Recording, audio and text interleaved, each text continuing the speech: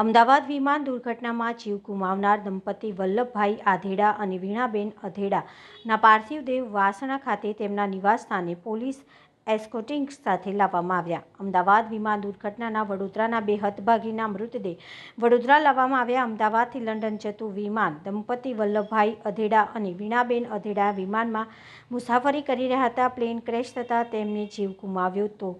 ત્યારબાદ DNA match થતાં તેમના પાર્થિવ શરીરને અમદાવાદથી પોલીસ એસ્કોર્ટિંગ સાથે મૃતદેહને વડોદરા વાસના શિવશક્તિ સોસાયટી ખાતે લાવવામાં આવ્યા હતા.